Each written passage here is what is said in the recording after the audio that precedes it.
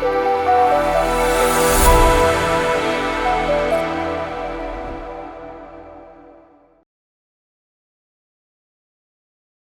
are really fired up to be with you guys today and talking about demystifying impact measurement and management on Salesforce. My name is Zach Kaufman. For those of you who don't know me, I'm the co-founder and CEO of Vera Solutions. And I won't give much of a background, but I would just say I kind of started off in the ecosystem 15 years ago as an admin, i-NGO, and stepped into a role in monitoring and evaluation. So kind of tracking the impact of that organization, and led the move off of paper and Excel onto Salesforce back in 2008, 2009 for that organization. So I really kind of learned about this topic, which is one that I'm really passionate about by going right in the deep end from early on. So that's my background, and with Vera, we've worked with hundreds of organizations over the last 11 years, helping them in this space. So really helping them with impact measurement and project and program management on Salesforce. Hi, everybody, and I'm Andrew Means, the Senior Director of Global Impact Data Strategy here at Salesforce.org.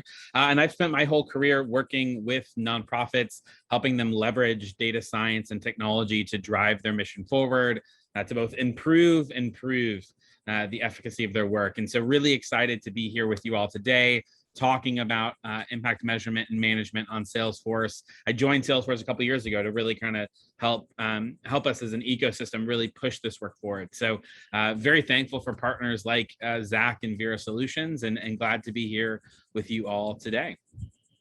And this is definitely a space that I think a growing number of partners are working in, which is awesome to see, and really thrilled to have Andrew and the rest of the global impact team helping kind of lead the way for good impact management on Salesforce. So without further ado, everybody's favorite slide. When I say safe, you say harbor. Safe. No? Okay. We probably won't make too many forward-looking statements, to be honest, but if we do any, don't make your purchasing decisions on those. Make them on available products. Thanks. Cool. All protocol observed. Why are we doing this session? And what will we cover in this session? So first, there's been, as I mentioned, massive growing momentum for impact measurement, impact management using Salesforce technology, I would say in particular over the last decade, over the last 5-6 years.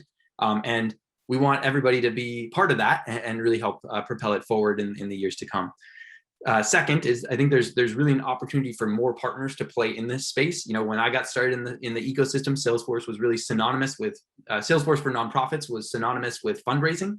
That is changing, and I think as partners we need to challenge ourselves to stay up to speed and move into different spaces and gain expertise in different areas. As Brian Colmar likes to say, great organizations lead with impact, or great organizations start with impact. And I think it's really down to us to be able to speak the language that our customers speak when it comes to impact measurement. And I would also say, I think we've seen over the years that a number of organizations are actually starting their Salesforce journey with program management and impact measurement. And so there's a way to work with organizations on that front. There's also a way to deepen the work you do with customers who might have started on CRM, marketing, Service Cloud, and to extend that into program management, case management, impact measurement. At Vera, and I don't want to speak for the global impact team, but I think we're pretty shared in this hope of really seeing Salesforce as a leading platform and a leading ecosystem for impact data solutions, which would have sounded like a little bit of a crazy thing to say, I think 11, 12 years ago, but except maybe to the folks like Exponent and others that were really kind of pioneering in this space. So what will we cover? We'll be unpacking impact measurement and impact management first to sort of set the territory that we're talking about. We'll be talking about the 4 pillars for good impact data. We will talk, Andrew in particular will talk about impact management services and some of the work that he and the team are doing on that front. And then I'll introduce 4 different plays for impact measurement and management on Salesforce. These aren't intended to be exhaustive, but we are starting to see them as kind of repeatable plays that are gaining really good traction and producing good results for customers. So without further ado, we wanted to get a little bit of brainstorming chat collaboration going on here. So I want everybody to name a customer that you feel that you're really fired up about. So who's an organization that you could work with or that is on Salesforce that you believe is really creating a lot of impact? Habitat for Humanity, great. Who else? Gabby. Teach for America, open doors, be the match. Let's keep it rolling. Save the rhino, love it. Mine would be World Bicycle Relief, which I'll talk a little bit about later. Catholic Relief Services, awesome. So we got a lot of amazing customers within our ecosystem. So let's keep the brainstorm going. Who cares? So thinking about your customer that you've named here, who cares about that customer's impact data? Who are the different kinds of stakeholders that you think care about that customer's impact data? Funders, funders, cute, yeah. Who else? Legislators, cool. Stakeholders, clients, major donors, program staff, the end user of the services, exactly, right? So, really, I think it's really important to realize and think about, a lot of different stakeholders and types of stakeholders have a stake in impact data, right? And it's really important that organizations are on top of their impact data, not just for the sake of reporting to funders and accountability. That is important. Funders do care a lot about impact data, as do prospective funders and prospective donors. But if you're thinking about how you're going to motivate your staff who are dedicating their life to this work, and your volunteers who are out pounding the pavement in the field, if you're thinking about your participants and beneficiaries themselves and your accountability to them, right? There's a lot of people that really have a stake in your impact data. And so being on top of this as an organization is really important, right? The world cares more about our impact, and by extension cares more about our impact data than ever before. So we're going to be talking about impact measurement and impact management. And done well, impact measurement enables us to answer questions and generate evidence. And what this helps us do, and Andrew kind of gave away before, is two things. One, prove that we've done what we said we were going to do, or that what we say we've done. And secondly, to improve what we do so that we can have more impact. So these are kind of the two key facets of why we care about impact measurement, so that we have accountability and we're able to stand behind what we've said that we've done, and so that we're creating feedback loops within the organization and turning the learnings that we're generating into better programs, better services, and better results for the people that we serve. More progress towards our mission. So with that, last thing I'll say on this is, you might say impact measurement, like I thought it was called M&E, or monitoring evaluation, or measurement and evaluation, or MEL, or MERL, or MEAL, or right. And there can be a little bit of a word salad here, right? And it's true that I don't think there's like one term to rule them all. Impact measurement probably isn't that term. Impact management, might not be that term either. Don't get caught up or too worried or confused or intimidated by the labels, especially if you're new to this space. Broadly, all of these terms, we're talking about asking and answering questions. When we're talking about impact measurement, it's about asking and answering questions about impact, and in doing that, in generating evidence. Okay, so I'm going to hand to Andrew to talk a little bit about impact management, which then takes it a little bit further.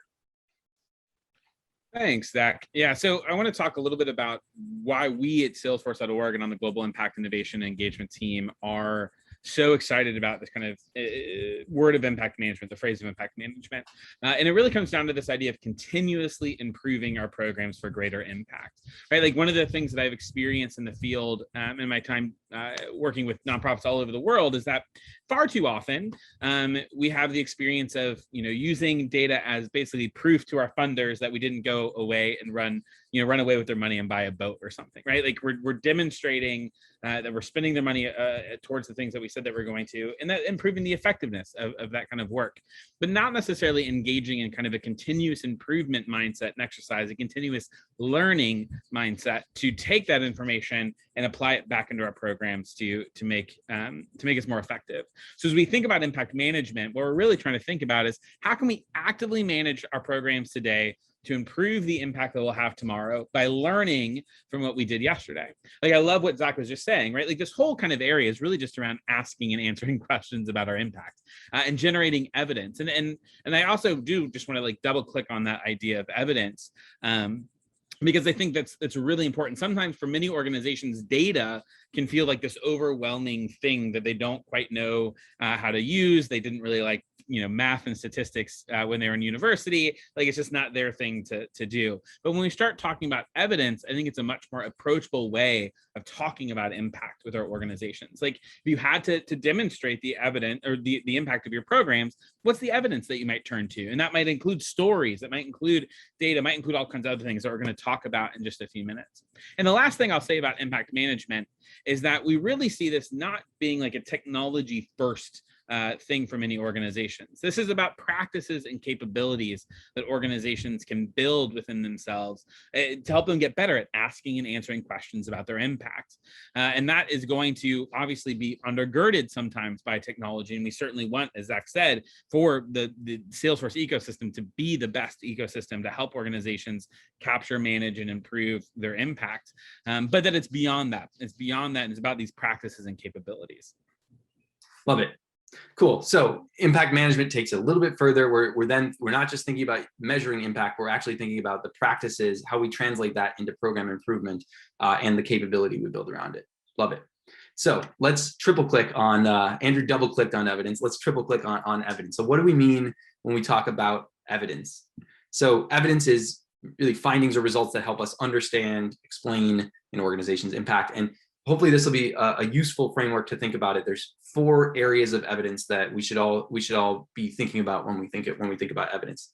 And maybe you have some others that we can think about, but these are kind of the 4 areas where I think if organizations are doing these 4 well, they're probably doing a pretty good job of generating evidence, and they're very different. So the first, and we'll ping pong these. So the first is reach. So you can think of reach as scale as well. So really keeping track of your outputs and keeping track of the number of individuals you're serving. So you might be looking at graduates of your program and being able to break that data down by sex, by age, by location, by school, what have you, right? You could be looking at other types of services that you might be delivering, building latrines or protecting land or protecting animals or whatnot. But reach is really, it's often going to be counting oriented, but having a good handle on reach is really important. And that looks like being able to kind of slice and dice your reach data so that you can answer questions about who are we serving in meaningful ways. So the second area of evidence is around depth. And this might be essentially if reach is telling you like how many people are you working with, depth is telling you a little bit about how much change are those people undergoing. And so this could be things like starting to track outcomes like, increases in savings over 12 months or reductions in dropout rates. This is essentially trying to tell you like, are the people or the kind of places where we're targeting our interventions, are they seeing some kind of change over time as a result of our interventions? Or can we kind of look at that at the beginning and the end of our interventions, things of that nature, trying to get a sense of like how much movement is taking place in the populations and the people and that we're serving.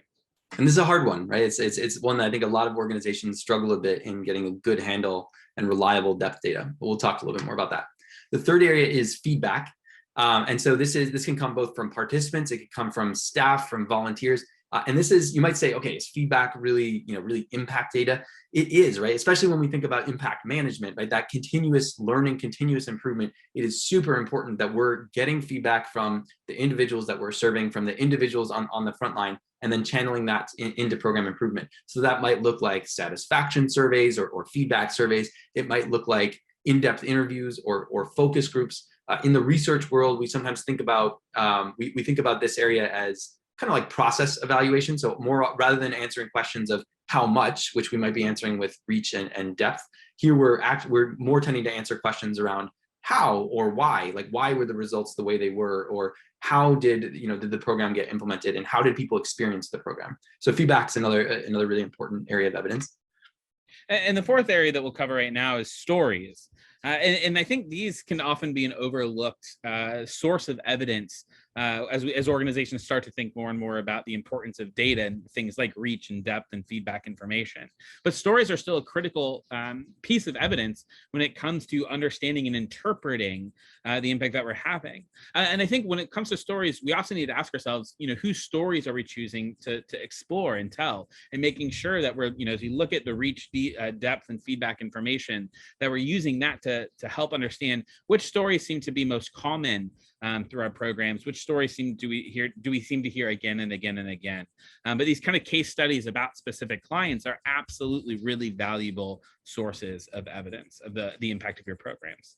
So hopefully for folks who've worked in NGO program management, or if you're working with customers on NGO program management, these will probably resonate as areas of evidence that are really important to NGOs. One of the things that's interesting here is this isn't specific to human services or humanitarian. It's not vertical specific, right? These 4 areas of evidence really do apply across every kind of organization, and really even beyond the nonprofit sector as well. And the last thing I'd say about these is that none alone is sufficient, right? You need different tools, different methods. You might need different technologies and systems for these. You might need different staff, for pursuing them and doing them well. But robust evidence across an organization is going to be actually probably a balance of all of these things. If you just have great reach data, but you have no depth behind that, right? You can imagine what that looks like. I often tend to tell people think about impact as if you had a y-axis of depth and a x-axis of reach. Impact is kind of the area under the curve, right? Sort of reach times depth or reach times effectiveness is a helpful way to think about it.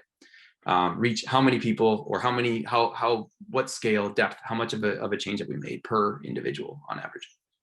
Cool. So I'll unpack this one more level for us, and looks like we're getting some chats in here, so I just don't want to ignore that. Great, yeah, we'll share the slides after. We've got an annex too that has some nice resources you may enjoy. So I want to unpack this just one level more with an example of an organization that I think is doing a really good job with well-rounded evidence across these 4 areas. So it's an organization called World Bicycle Relief. So they're working in a bunch of countries, particularly in sub-Saharan Africa, but also a bit in Latin America, distributing bikes to advance education, healthcare, and economic development.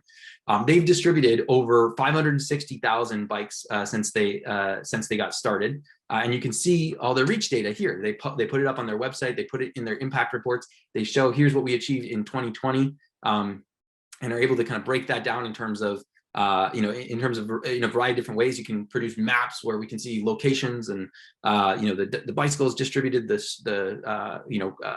clients that they've served and the mechanics that they've trained and all these. And we can also see they've got a little bar chart here showing kind of health and education and economic development. So you can see kind of by theme, where are we having a reach? Not enough, right? So it's amazing, but it's not, and it's really, really important to have your handle on this. Now, where's all this data coming from? It's coming from Salesforce. And in fact, they're using TerraWorks to collect a lot of this data. And this was built pre-program management module. So this was a project we had done quite a few years back, and they're managing all this reach data on Salesforce. That's the source of truth for all of their impact data for real-time reach data.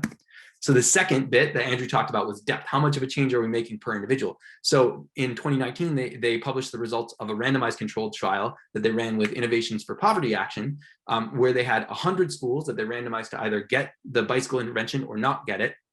2,400 girls that participated in the study, and then they followed those girls over time to see what effect did the intervention have, did giving a bicycle have for these girls. And they found a 28% reduction in absenteeism. They found a 60% improvement in punctuality among these girls. They found improvements in math performance. They found that a 33% reduction in transport time to get to school, which saved them on average an hour a day, which if you think about that, that's like millions of hours. If that extends to the 500,000, right, folks, like that's millions of hours that we're saving. We haven't even started thinking at healthcare and economic development, right? So really powerful, right? Really, really powerful results.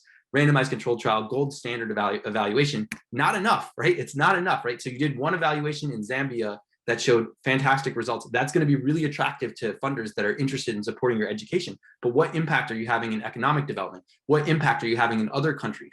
Where's the evidence of depth, right? As Andrew talked about, it's continuous. It's not like you do an evaluation once and you're done. It's going to answer a targeted question about a particular program in a particular place at a particular time. But the results are really compelling from a randomized controlled trial like that. So they're still doing another, they just did an evaluation last year in Zimbabwe, where they're looking at an economic development program. So it's a great example of an organization that's really committed to robust evidence. In terms of feedback, they're using TerraWorks to do internal surveys. They're getting feedback from participants as well, but they use TerraWorks in really a lot of different ways, and it's a great success story there. And then they're also using they have just tons of stories, videos on their websites, impact reports that really unpack stories of different programs and whatnot. So it's a great organization. You can kind of read through their impact reports and get a flavor of like what pretty well-rounded evidence looks like. And just to take the story bit a little bit further, this is what it looked like before Salesforce came into the picture. So if you think about the impact that we have as partners, right? There's a whole separate story we don't need to get into here about about how that transformation happened and how much time that has saved and what it's unlocked in terms of new funding for the organization. So Then we need to talk about how do we get from questions that we want to answer to evidence to insight, right? And so we've seen kind of the end result of that with World Bicycle Relief as a nice example. The answer to this is we need data. We need reliable data that's accurate and consistent.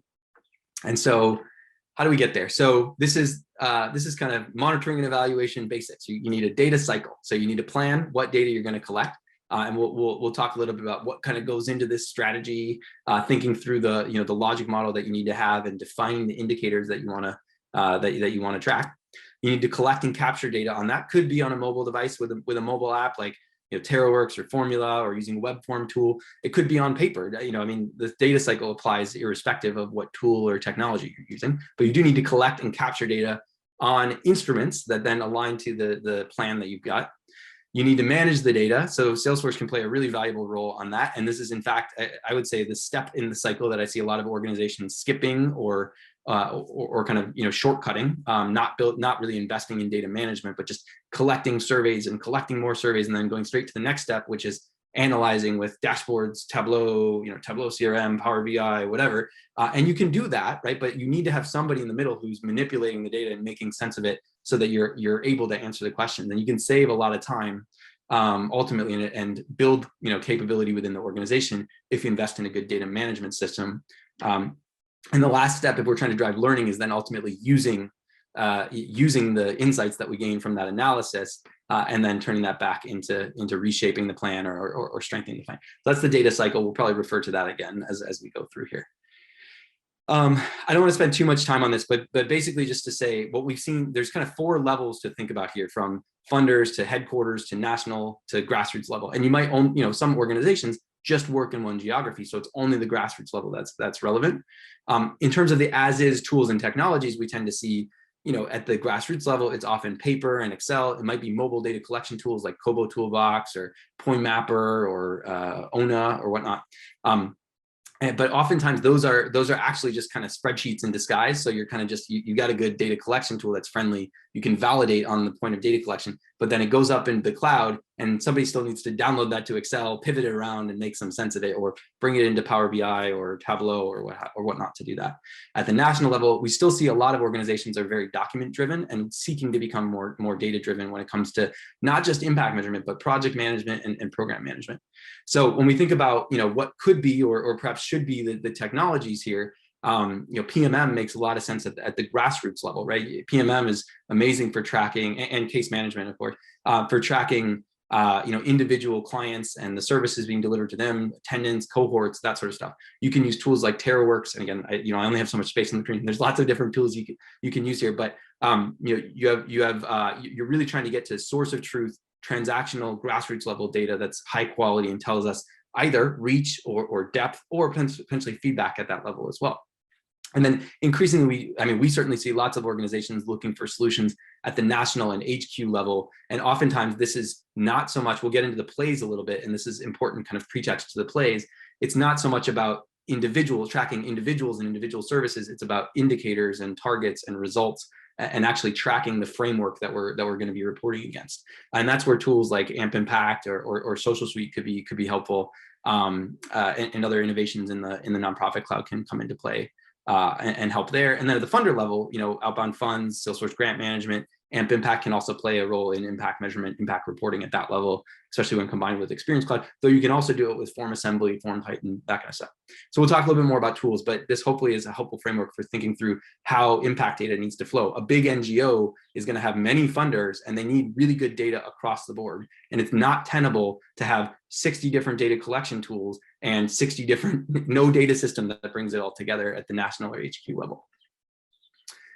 So here's a quick video, and I'm just going to skip the first part of it. That's all kind of background about BOMA. But BOMA Project has done some really great work, also with TerraWorks at that grassroots level. So we want to kind of bring to life and put kind of in the voice of a particular organization what they're doing and how Salesforce and TerraWorks are helping them to drive better insight at that field level. So this will skip straight to kind of what they're doing and how it's helping.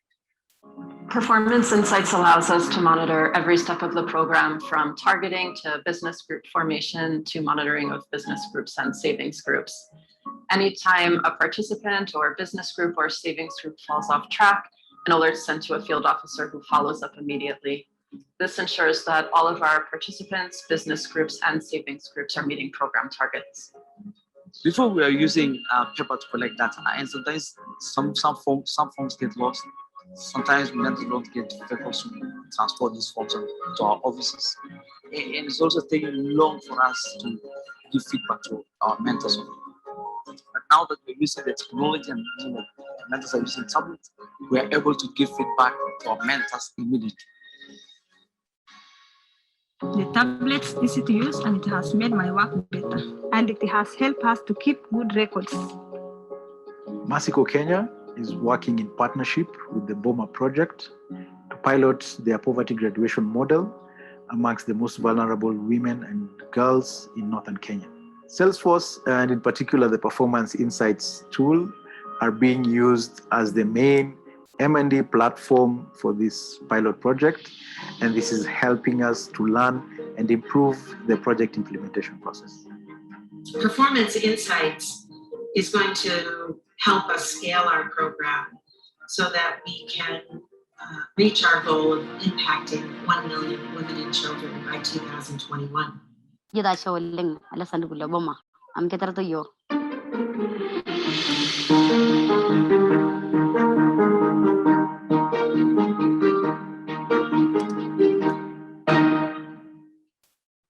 Cool. So hopefully that helps bring to life what this can look like at the field level. I saw there was a question like, what does it look like, right? So that hopefully gives you a sense of, here's a tool being implemented at that level. The behind the scenes there is, again, this is pre-PMM, but a data structure that's not incredibly different from PMM in terms of tracking cohorts and individuals, but then for them also tracking loans that they're making to women. One of the things that's kind of cool, that video was from 2016. Performance Insights. Now, there we go. This is a dashboard from Q1 2021, right? So it's one thing, Mark asked about kind of like our impact as Vera. That story is a really powerful story for us and kind of showcasing what kind of impact we can have. But what's interesting about us as partners is the impact we have compounds over time when we build systems that can be sustained and they're helping drive insight over time, right? They put these dashboards into their quarterly impact reports, and they've done that for the last 5 years, right? So you have 5 years worth of quarterly. In this case, it's reach data. This isn't depth data. They're doing separate evaluations, and they have other ways of looking at that. But transparency and accountability up on the web to share with donors, prospective donors, partners, and so on. So another really cool example of getting data kind of from field like up to all those different levels and actually shared out to the broader audience, which obviously it's done with Salesforce, and it saves loads of time compared to the paper approach that you can imagine before. Cool. So then the last thing I'll say in this bit before handing to Andrew to talk about impact management services is how do we establish and sustain a healthy data cycle? So we talked about the data cycle. So this is where the 4 pillars of good impact data come in. Okay, so there's 4 pillars. So these are, and we have a blog post we published a few years back that speaks to this. Our thinking hasn't changed that much because it's still the right way to think about this from my point of view. So these are the 4 things you need to, I see this as kind of capabilities and strengths you need to have as an organization to be able to consistently have good impact data. So starts with having a sound strategy, having suitable methods for how you're collecting data across the different areas of evidence, strong systems, and sufficient capacity.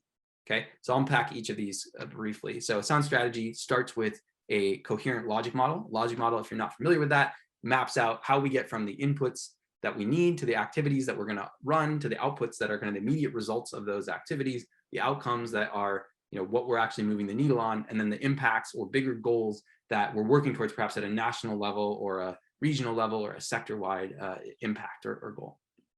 From there, we identify smart indicators, so specific, measurable, agreed upon, reliable, time-bound indicators that we're going to use, particularly for the outputs and outcomes that we're going to then measure and feed into the next one.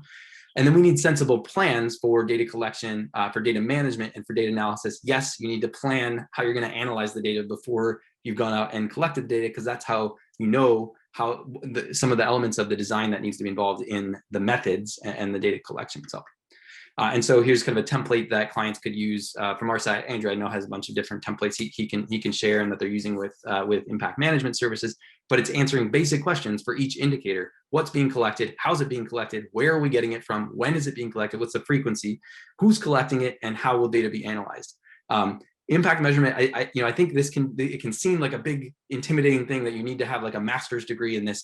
A lot of it is common sense. It's common sense, and it's diligence and discipline. And so being pretty clear to say, like, this is how we're going to track the data on this indicator, and then following through on it. So that's where suitable methods come in. So methods really come down to having standardized data collection instruments. So you can see BOMA, World Bicycle Relief. If you have a consistent data structure and you have consistent instruments that you're using over time, then that produces good quality data that you then can build upon and drive more and more insight over time, see trends and whatnot. Consistent means of collecting the data. So just having a standardized tool doesn't mean that they're using it the same way in site A, site B, and site C, right? So you need to be consistent and make sure that staff are trained in the same way and running it the same way. An appropriate level of rigor in design, right? So the rigor with which you need to track attendance is not zero, but it's also not like, it's not super rigorous, most likely, right? The rigor that World Bicycle Relief had to, used in the randomized controlled trial that they did, super rigorous and really, really careful to make sure that they're getting high quality data when they're trying to get a sense of student performance. So you want to make sure you've got the right level of rigor. It's a little bit of a Goldilocks exercise there. And then you want to be thinking about bias and confounding bias. Usually looks like selection bias or information bias. So either that we're systematically getting the wrong answer because of how we've sampled individuals to give us data, or who we're asking data from, or that we're steering the data in a systematically wrong direction because of how we're collecting it, who's collecting it, how we're asking the questions, that sort of stuff. You don't get to cheat and just like set up your survey so that you get, of course it shows great results. Confounding it, we don't have time to get into some. Hopefully, either you know what that is, or we can talk about it later. And then think about robust data quality, right? Timeliness and accuracy, validity, and so forth of data. So those are the things you need to be thinking about with respect to methods. For systems, this is where a lot of us spend a lot of time working and a lot of time thinking. So here, this is really about features, flexibility, user friendliness, security, interoperability, innovation and ecosystem, affordability. Hey, I know a platform that ticks a lot of those boxes.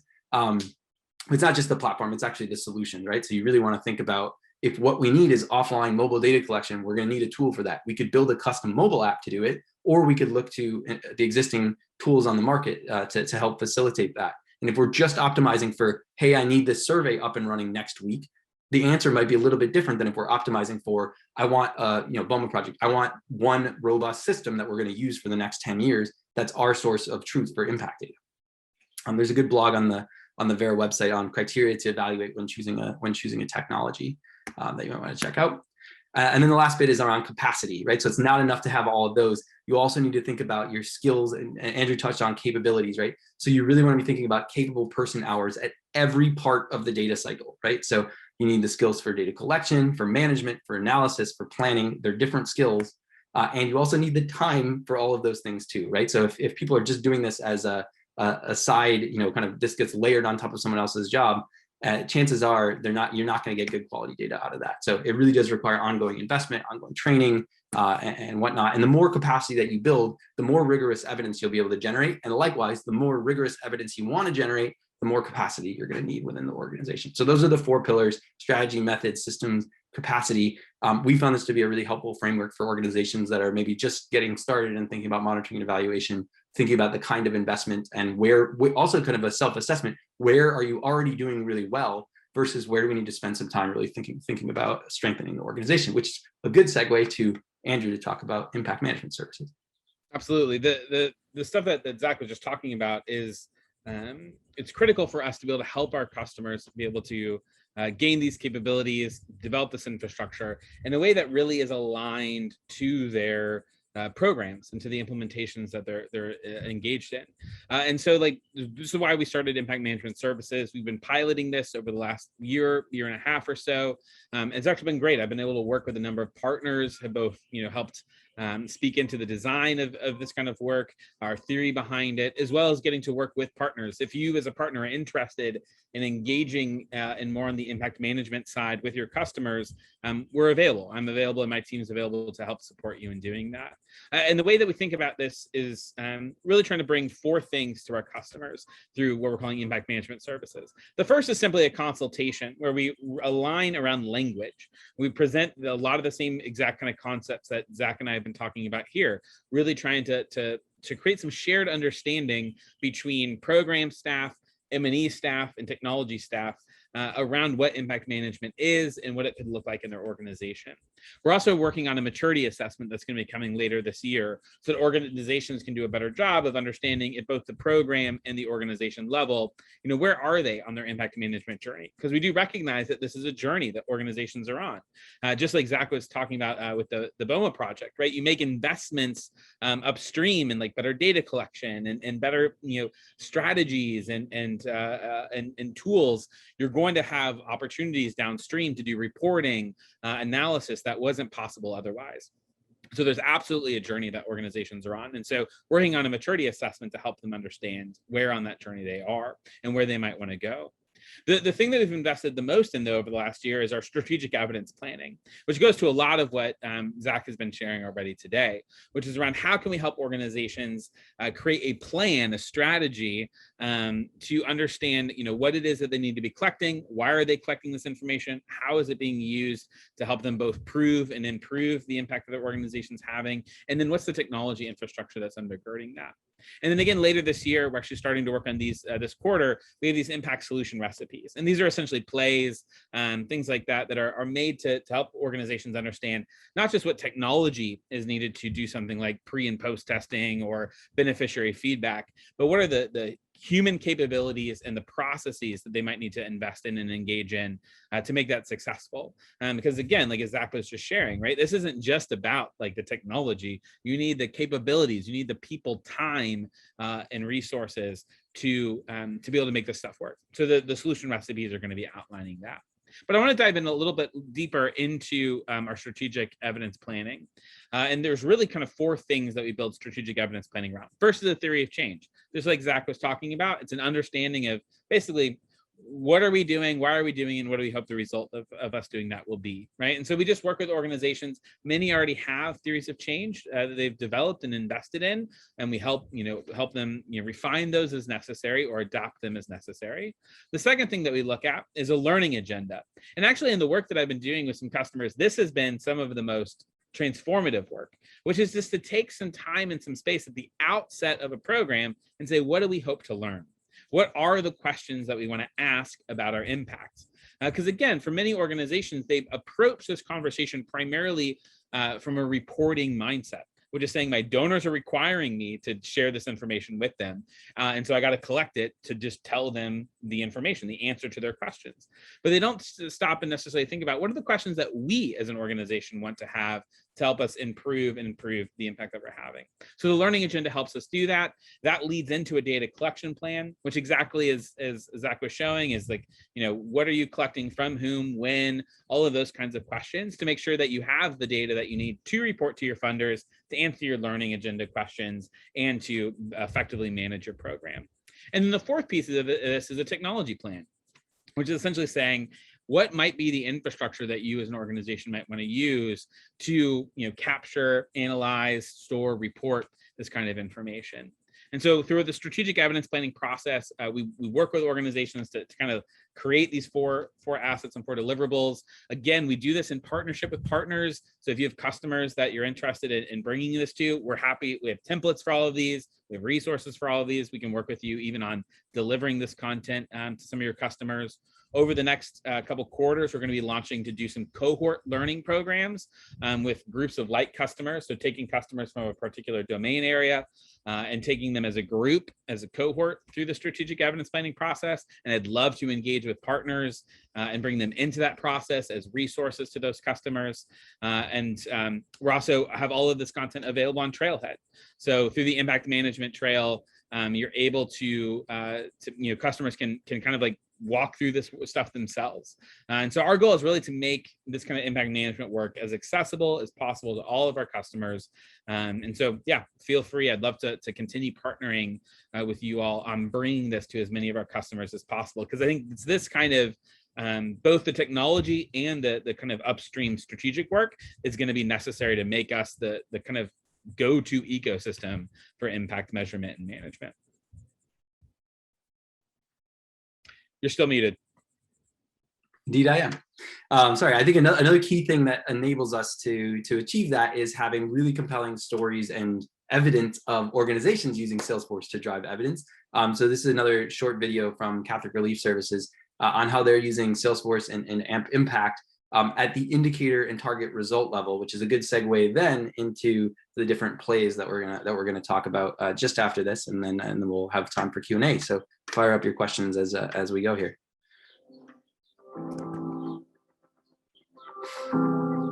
The main mission of Catholic Relief Services is to assist the poor and vulnerable overseas by promoting human development and by responding to major emergencies, fighting disease and poverty, and working on nurturing peaceful and just societies. We work in more than 100 countries, working directly with organizations of civil society, local governments, and educational institutions at the national and local levels. CRS has always had a very strong methodological approaches or guidelines for monitoring and evaluation.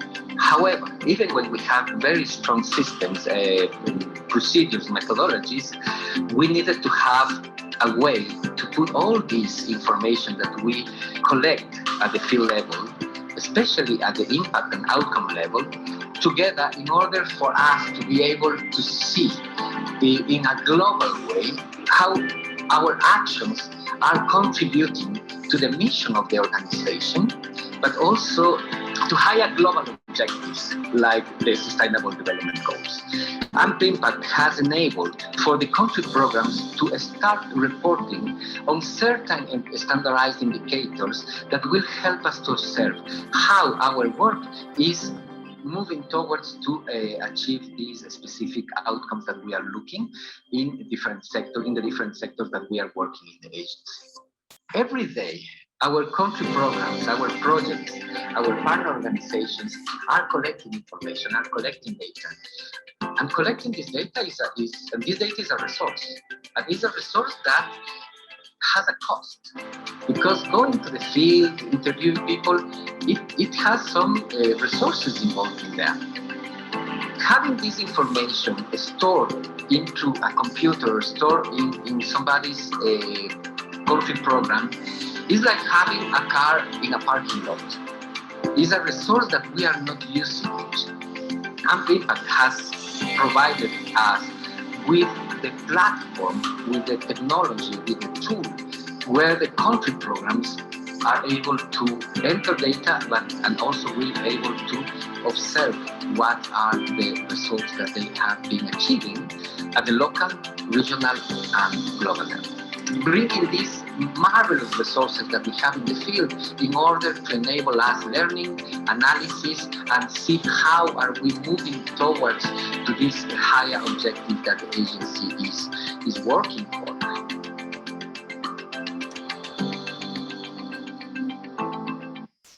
Cool.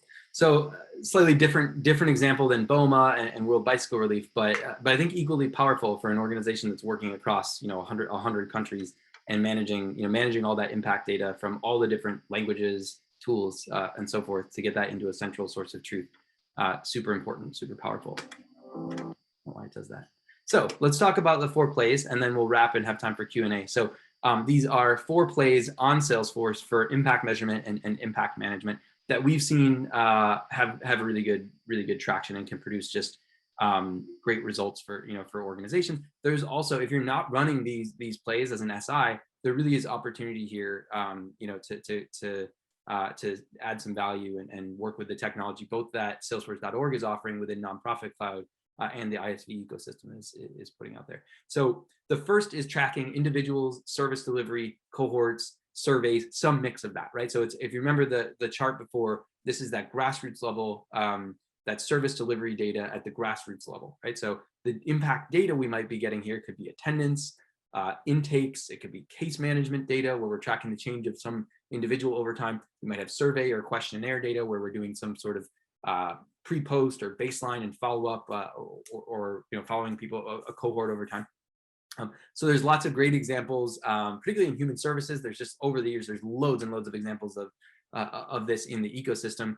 It's a space where Vera started. Actually, we spawned out of an NGO that was doing this. Where I led the move off of Excel and onto Salesforce for doing this. We didn't have many of these tools available back then for doing it. We weren't really. It was really cohort oriented attendance and pre-post questionnaires. But now we've got the PMM now, which I just heard yesterday is now in like 780 orgs or something, which is really great to hear. And the ISV ecosystem in Salesforce case management. Sorry, I don't have the logo for it. We also got exponent case management within the ISV ecosystem. There's a lot you can do to either build behind like exponent case management, like really build a solution around exponent case management, or to extend a solution on PMM or ECM with TerraWorks, FormTitan, Form Assembly. Mowgli is a really great tool for feedback purposes and engagement with participants. Again, there's more tools out there that could be relevant here. These are some of the examples of customers in our portfolio. I've talked to BOMA and World Bicycle Relief already, so I won't spend more time in here, but that's the first play. So kind of tracking individual level impact that you can then bring into dashboards and for reach data, this is pretty straightforward, and the PMM is pretty well set up to track reach. But if we want to take that into depth, we also can do that on Salesforce, but there's going to be some configuration, maybe an ISV solution needed to get into depth, feedback, and so on. Second play is what we just saw with Catholic Relief Services. So there it's really at portfolio level impact data. So that's not revolving around attendance and touch points with individuals and sensitive personal information. Actually, it's higher level than that. It's non-confidential indicators, targets, results, objectives, perhaps, or log frames, and then perhaps stories as well. So tools that can help on this front: AMP Impact, Social Suite, building out on Experience Cloud. Depending on your data model, you could, if you weren't using AMP or Social Suite, you potentially could work with a web form tool to get this kind of data. But I'd be a little wary of that and how sustainable it's going to be, because indicators will change. So CRS is a good example of this. Aga Khan Foundation, a longtime client of ours that we've worked with. This is how they started on Salesforce, believe it or not. Their global reach system, which we presented about at Dreamforce back in 2017, that was their first foray into Salesforce. And they've since have started using Salesforce for CRM, for grant management, and a variety of other purposes. So we've got some really nice examples in our portfolio for that. So the key thing with Play 2, this is still just impact measurement. So this is like, it's kind of IMM, but within usually the buyer for Play 2 is the monitoring and evaluation director or the monitoring evaluation team, whoever's kind of owning impact measurement. Play 3 moves in a slightly more programmatic level. So there, an organization might already be using Salesforce to do either program management or grant management, but not really using it to do impact measurement and impact management yet. So you can extend an existing Salesforce system for grant management, for example, by bolting on some impact measurement functionality. So AMP Impact is a good example of a tool for this, where it's got functionality that is compatible with any object. So if you already are using Outbound Funds or even Foundation Connect or a custom grant management solution, you could bolt AMP Impact on to do indicators, targets, results, log frames, that kind of stuff, and extend that into Experience Cloud. I don't know of other tools that do that, but you could do it with like a web form tool potentially as well. Some good examples from our portfolio, like the Michael and Susan Dell Foundation, the work that Vera and Exponent collaborated on with the Swole Foundation, actually before AMP Impact was on the market, I think is a really nice example there of an organization that was already really invested in grant management on Salesforce for a long time, but needed to take it further with impact measurement and impact reporting. And then the last play is kind of like Play 3, but you don't have already a Salesforce grant management or program management system. So you're putting in place a new program management, project management, and/or grant management system on Salesforce with impact measurement and impact management functionality as part of it. So it's a bigger lift. This takes a while to build. Play 2 can also take take quite a while to build as well. So again, the impact data for 2, 3, and 4 indicators, targets, results is our portfolio level impact data, and stories as well are really great at this level. And so tools here, a mix of tools, right? If it's a new GMS, outbound funds, Salesforce grant management, Experience Cloud could play in that. Form tools like Form Titan, Form Assembly, and again, AMP Impact can bolt on to whatever you're building around, or you could build a grant management system on AMP as well, as some clients have done. And we've got a good mix of organizations like, again, AKF is in this play as well. So, but Oxfam, Elton John AIDS Foundation. So, and the AKF example is a nice one where you might start with CRM and move into one of these plays. You might start with one of these plays and end up moving into another play. If you think about, play 1 combined with play 4, that's super powerful because you've got really great data at the field level and really great data at the national HQ level, and your ability to drive accountability with that is pretty amazing. But it's a big undertaking, and you better have a great partner that you're working with to do it. So bring it back to just the very beginning. There's a big opportunity here, guys. Like there's a really big opportunity in this space. We need to get conversant and comfortable and confident in speaking the language that the sector is speaking in this space, and putting ourselves out there to offer these kinds of solutions. At Vera, we'd be, hopefully this session has been helpful for folks, and we're more than happy to kind of share what we've learned over the years. I know there's a bunch of other partners around the globe that have some great expertise in this arena. And I'm a big believer that, if we're trying to make Salesforce the leading platform for impact measurement and impact management, it's not a, SIs kind of trying to compete for this and that is not, we shouldn't be worried about other SIs building, building capability in this space. That's in everybody's interest, and we can push each other to get better and produce more powerful success stories for our clients. So with that, I think that's mostly what we had to say. Andrew, any closing thoughts for you before we take any questions? No, I would just echo. I absolutely believe there's a tremendous opportunity for our partner ecosystem in this space. This is what customers are asking for. This is the direction the world's going, is where organizations are going to need to provide greater and greater evidence that they're having the effects in the world that they say they are.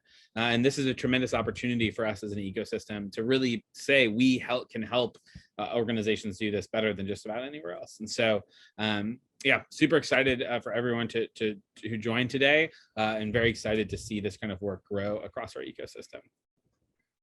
Amazing. And there's some great resources. I know a few have been shared in the chat feed there. There's quite a bit coming in on Trailhead for impact management and program management. So definitely make use of that. We're still in the early stages of building a partner program around AMP Impact. So if other SIs are interested in learning about AMP Impact and exploring how you might implement that, would love to have a conversation with you there.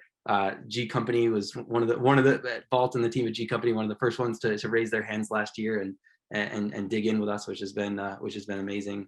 Along with with Exponent and a slew of others, Attain and whatnot. So anyhow, looks like we got a couple questions. So Mary's question: when orgs come to you, are there logic models and key indicators already defined, or do you help them with that? How do you evaluate if an org is ready for your solutions? So this is a super question. I think this is actually an area, candidly, where I think we can do a little bit better as Vera. But I think we've gotten better at this and kind of screening out to realize, hey, this organization's not quite ready for us.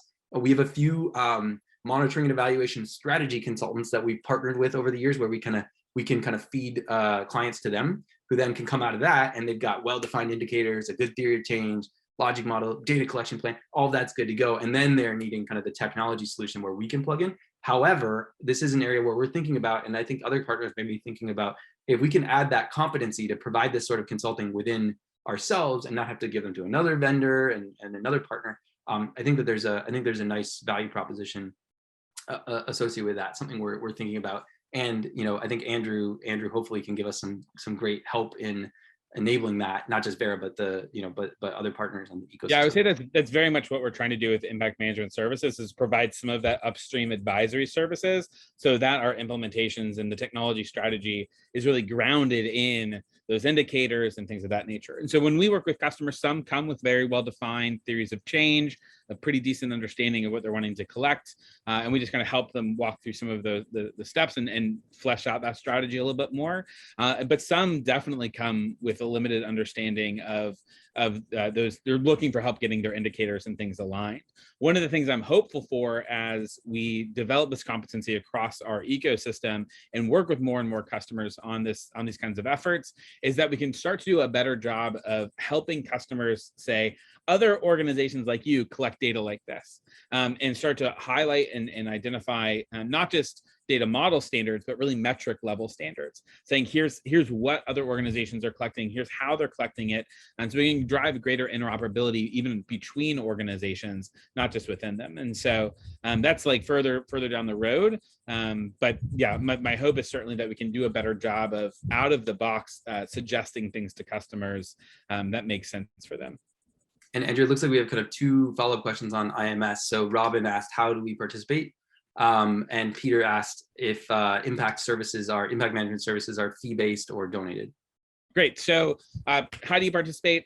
Shoot me an email and we will kind of reach out to you. We've basically, the way that we do this with most of our partners is we have some conversations ahead of time, identify 1 or 2 customers that they want to do these kinds of things with, and then we do them together as both people from my team and from the partner with that customer. And that partner starts to build that muscle, and we're available as a resource throughout. The way that we're doing this right now is actually is kind of like a customer success opportunity and a pre-sales opportunity. So we've explored some fee-based opportunities. I think for larger, more complex customers, definitely a fee-based structure would be necessary. But for many of the organizations we're working with, we're focused either on one program or on smaller organizations. And we're doing this as a customer success opportunity. So as a way to help them find more value from their existing Salesforce implementations, and then identify places where they might need to invest further. And so we're still kind of figuring some of that stuff out, but right now that's the direction that it's going, and that I'm quite frankly pretty excited about. If we can figure out a way to do this in a pretty scalable fashion, at least from our side, like, I think there's a great opportunity. And then for partners like you all to go much deeper with those enterprise clients, there's just tremendous opportunity there from both an advisory services perspective and then from the implementations. And I would add, I guess the question may have been also about AMP Impact partnership. So if you're interested in partnering in learning to implement AMP Impact, we're building out a partner program, still early stages, but learning a lot and seeing some great success with customers so far. So you can just reach out to me. My email's right there, and happy to chat and get our team chatting with your team. Crystal asked gave a great case of a tricky situation. I don't know, Andrew, if you've read that question and if you have thoughts. Yeah, I mean, that's a very challenging case, and quite honestly, there's just limitations when organizations have that kind of value, right? In this case, the foundation saying we don't want to necessarily require direct alignment with our metrics because organizations might already be collecting information in slightly different ways. And so that makes the aggregation and analysis for that foundation very challenging. And I think the conversation I've often had with funders like that is almost like a values-based conversation. And the conversation typically goes, right, if you value giving your organizations, your grantees, that kind of flexibility, you're going to inherently lose a little bit of something, right? You're going to lose the ability to aggregate this data in a super clean way or in a non-manual way, and things of that nature. And so, like, I think that's a perfectly fine place to be as an organization. You just need to understand that trade-off and flesh out that trade-off.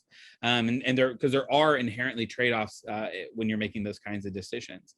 And then that said, I do think this is where we as a sector have more work to do around creating greater alignment across funders, in particular kind of program areas and certain kind of outcome areas, driving greater and greater alignment. Not that everyone should be collecting the same exact thing, but can we find like greater and greater areas where it's like there actually is comparability in some of these spaces. And so, yeah, that's a certainly challenging place to be, but I think it's about having that conversation about the trade-offs that they're facing.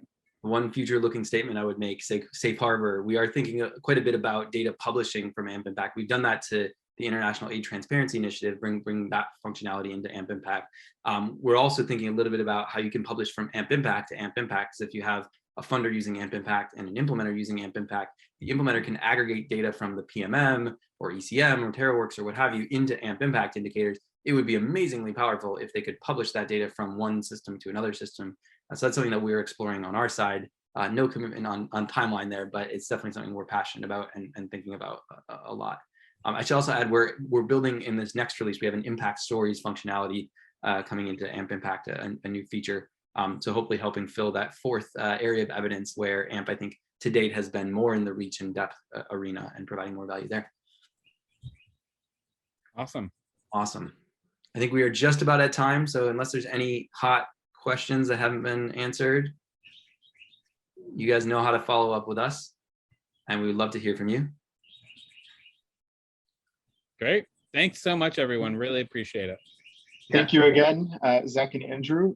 Feel free to continue the conversation over in the Discord channels. And with that, we'll end this session so everybody can get to the next one.